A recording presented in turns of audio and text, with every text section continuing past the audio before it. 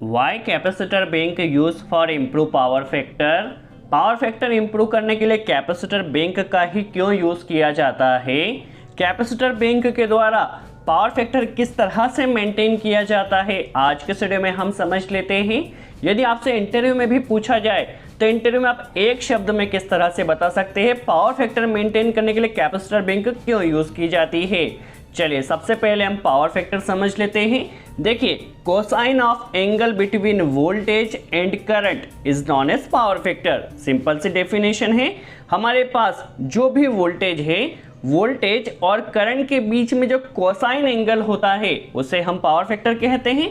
देखिए for example यह voltage की वेव फॉर्म है और यह करंट की वेव फॉर्म है, तो वोल्टेज और करंट के बीच में जो डिफरेंस रहेगा या जो एंगल रहेगा उसे ही हम पावर फैक्टर कहते हैं। सिंपल सा कॉन्सेप्ट है। अब आपके मन में यह सवाल आ रहा होगा कि वोल्टेज और करंट के बीच में यह एंगल आता कैसे है जिसके कारण हमारा पावर फैक्टर डाउन होता है। तो चलिए हम समझ लेते हैं। देखिए दोस्तों, मोस्टली हमारे घरों में जो लोड होते हैं वो तीन तरह के होते हैं, या तो वो रेजिस्टिव लोड होता है, या इंडक्टिव लोड होता है, या फिर कैपेसिटिव लोड होता है। ठीक है, जो रेजिस्टिव लोड होता है, रेजिस्टिव लोड में जो वोल्टेज और करंट होता है वो सेम फेज में चलता है। देखिए यहाँ पर वेव फॉर्म देखिए, ये हमारे पास वोल्टेज की वेव फॉर्म है और ये करंट की वेव फॉर्म है, दोनों साथ साथ चल रहे हैं। वही इंडक्टिव लोड की बात की जाए तो इंडक्टिव लोड में देखिए जो करंट होता है वो वोल्टेज से 90 डिग्री लैग करता है या पीछे रहता है।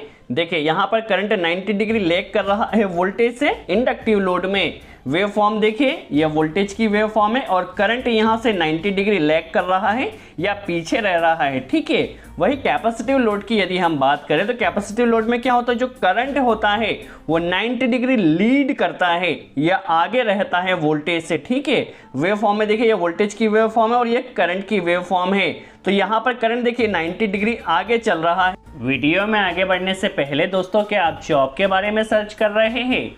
यदि जॉब के बारे में सर्च कर रहे हैं तो अनअकैडमी लेकर आया है latest YouTube channel engineering jobs bye Unacademy, जिस पर आपको डेली बेसिस पर जॉब्स के रिलेटेड इंफॉर्मेशन तो मिलती ही है, साथ ही साथ कई बेस्ट सॉफ्टवेयर्स जिस पर आपको एकदम फ्री ट्रेनिंग्स मिलती है, जैसे कि ऑटोकेड, मैटलैब, सॉलिडवर्क्स एंड एनसिस। साथ ही साथ कई तरह के स्किल्स भी सिखाई जाती है, जैसे कि लिंक्डइन आईडी किस तरह से बनाई जाती है, इंटरव्यू प्रिपरेशंस कराई जाती है, साथ ही साथ ड्रोन्स किस तरह से बनाए जाते हैं एंड व्हीकल टीयर डाउन से रिलेटेड भी आपको इन्फॉर्मेशन एकदम फ्री ऑफ कॉस्ट मिलती रहती है।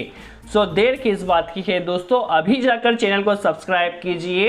Engineering jobs bye Unacademy, first 100 subscribers को 1000 का अमेजन कूपन वाउचर भी मिल सकता है। सो देर किस बात की है दोस्तों, अभी जाकर चैनल को सब्सक्राइब कीजिए, लिंक डिस्क्रिप्शन में दी गई है। चलिए अब हमारे टॉपिक पर आते हैं। अब यह तो हमने तीनों के अलग अलग लोड की बात करी, बट हमारे घरों में कोई भी लोड ना तो प्योरली रेजिस्टिव रहता है, ना प्योरली इंडक्टिव रहता है, ना प्योरली कैपेसिटिव रहता है। देखिए मोस्टली लोड हमारे यहाँ रेजिस्टिव रहता है और उसमें कुछ ना कुछ पोर्शन इंडक्टिव का रहता है, और इस इंडक्टिव लोड के कारण क्योंकि करंट लैग करता है हमारा पावर फैक्टर डाउन होता है, क्योंकि वोल्टेज और करंट के बीच में एंगल बढ़ जाता है। वहीं यदि हम कैपेसिटिव लोड की बात करते हैं उसमें करंट लीड करता है। आपको इतना बेसिक कॉन्सेप्ट याद रखना है। अब देखिए हमारे घरों में जो पावर आती है वो क्या होती है, केवीए होती है। ठीक है, हमारे हाउस में जो मेन पावर आती है, टोटल पावर, वो क्या होती है, एपरेंट पावर, केवीए होती है। अब कुछ पोर्शन का हम यूज कर पाते हैं। ठीक है, तो जो यूजेबल पावर होती है उसे हम एक्टिव पावर, ये इसकी यूनिट किलोवाट होती है, और कुछ ना कुछ रिएक्टिव पावर या कुछ लॉसेस होते हैं, या जो हमारी यूजलेस पावर होती है जिसे हम यूज नहीं कर पाते उसे हम रिएक्टिव पावर कहते हैं। ठीक है, अब ये रिएक्टिव पावर क्यों बनी है, क्योंकि वोल्टेज और करंट के बीच में एंगल बना है। हमारे यहाँ पे कुछ ना कुछ इंडक्टिव लोड है। ठीक है, यदि हम मोटर के केस में समझें तो मोटर के केस में क्या होता है, मोटर को ऑपरेट होने के लिए कुछ ना कुछ मैग्नेटिक फील्ड बनता है, और मैग्नेटिक फील्ड के कारण हमारी मोटर रोटेट होती है।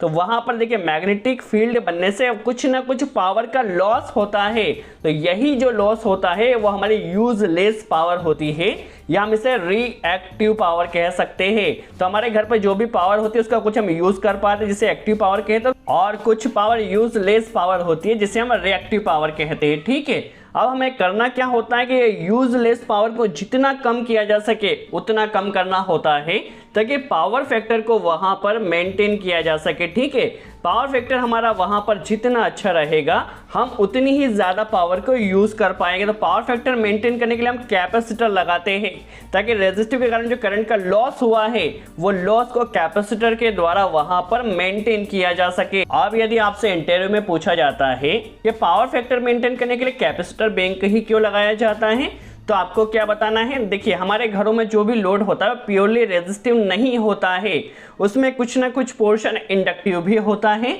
और इंडक्टिव पोर्शन होने के कारण देखिए वोल्टेज और करंट में जो एंगल होता है वह ज़्यादा होता है। एंगल के ज़्यादा होने के कारण वहाँ पर रिएक्टिव पावर ज़्यादा रहेगी। रिएक्टिव पावर ज़्यादा होने के कारण जो हमारे पास इनपुट केवीए पावर आ रही है और जो किलोवाट जो हम यूजेबल पावर कहते हैं, और ये हमारे पास केवीएआर, यह रिएक्टिव पावर बढ़ जाएगी इंडक्टिव लोड होने के कारण। अब वहाँ पर जब रिएक्टिव पावर बढ़ जाएगी तो हमारा पावर फैक्टर डाउन हो जाएगा। यदि पावर फैक्टर वहाँ पर डाउन होता है, क्यों होगा? क्योंकि इंडक्टिव लोड कनेक्ट किया है। इंडक्टिव लोड कनेक्ट करने से वहाँ पर करंट लैग कर रहा है। ठीक है, अब यदि वहाँ पर हम कैपेसिटर बैंक लगा देते हैं, क्योंकि करंट अभी लैग कर रहा, पीछे चल रहा है, यदि वहाँ पर हम कैपेसिटर बैंक लगाते तो कैपेसिटर बैंक लगाने से क्या होगा, यहाँ पर जो करंट लैग कर रहा था वो इस रिएक्टिव पावर को कम करेगा। देखिए, रिएक्टिव पावर को कम कैसे करेगा? फॉर एग्जांपल हमने कुछ पोर्शन अभी कैपेसिटर का लगाया है, तो कैपेसिटर से करंट लीड करता है 90 डिग्री। ठीक है, अभी हमने कुछ पोर्शन कैपेसिटर का लगाया, अभी इतना एंगल आ रहा है। ठीक है, अब इस तरह से करते करते कैपेसिटर लगाने से जो करंट है वो यहाँ पर बढ़ते जाएगा, जिसके कारण वोल्टेज और करंट सेम फेज में आ जाएंगे। यदि एक बार वोल्टेज और करंट सेम फेज में आ जाते हैं तो जितनी हमारी इनपुट पावर होती है उतनी ही आउटपुट पावर, दैट मीन्स ज़्यादा से ज़्यादा हम पावर को यूज कर पाते हैं, लॉसेस कम हो जाते हैं। तो हमारा मेन मकसद यही रहता है कि वोल्टेज और करंट के बीच में एंगल कम से कम आया जाए, जिसके कारण वहां पर लॉसेस कम रहेंगे और हमारे पास जितनी भी केवीए पावर है वह कम हो जाएगी। यदि वोल्टेज और करंट सेम फेज में चलते हैं तो हम ज़्यादा से ज़्यादा पावर का यूज़ कर पाएंगे, input power is equal to output power हो जाएगी। तो इसीलिए जो करंट का एंगल इंडक्टिव लोड के कारण बनता है, उस करंट के एंगल को कम करने के लिए हम वहां पर कैपेसिटर लगाते हैं, क्योंकि कैपेसिटर में हमारे पास जो करंट होता है वो लीडिंग होता है। ठीक है, और लीडिंग होने के कारण वहां पर हमारा पावर फैक्टर इंप्रूव होता है, लॉसेस कम से कम होते हैं। तो आपको यही बताना है कि कैपेसिटर हम वहां पर एंगल को रिड्यूस करने के लिए कनेक्ट करते हैं। सो आई होप आपको कॉन्सेप्ट क्लियर हुआ हो। सो आज